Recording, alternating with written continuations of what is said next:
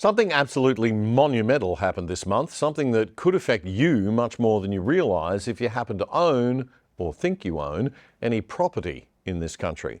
We didn't have time to mention it in last week's show, but we do need to talk about it because it is huge.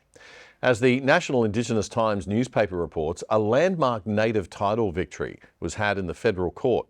This is huge because it's the first time ever that, as the newspaper notes, the first time a heavily urbanised area on Australia's east coast has been given native title determination. So you could be wondering at this point, do you still own your own house? And more significantly, will you still own it in the future?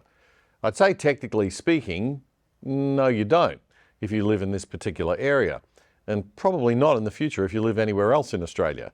And the left-wing fact checkers would then accuse me of hysterically beating up the story and being a racist. But let's just look at the facts, shall we? Do a little pre-fact checking before the fact checkers fact check us. The Kabi people's native title rights over more than 300,000 hectares of land in southeast Queensland have been recognised. The recognition covers the cities of Gympie and Noosa, as well as much of the Sunshine Coast, including the Glasshouse Mountains, Maroochydore, Caloundra, Bribie Island and Majimba Island. 10,280 square kilometres, in fact. Now, this gives the Kabi people non-exclusive rights to the land, which if you own any of it, or thought you did, should concern you. What exactly does non-exclusive rights mean?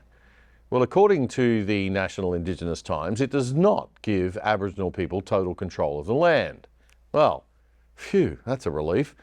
Queensland South Native Title Services Chief Executive Tim Wishart told the newspaper that it's simply a recognition of the rights that the Kabi people can exercise in a non-exclusive way. Right, so what the heck does that mean? I mean, one of the reasons the whole Roman Empire fell was because people couldn't be sure of their property rights, so everyone stopped investing in stuff.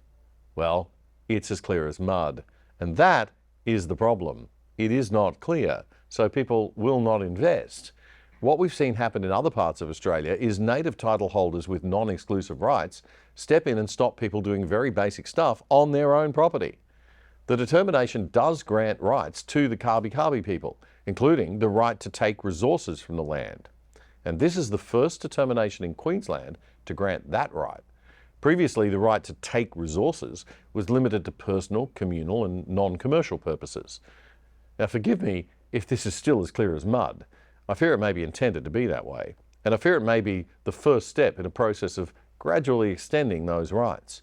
So I hope we aren't beating up the story like a pack of racists, but I just want to make sure we're not pretending nothing is actually happening here either, like a pack of fools.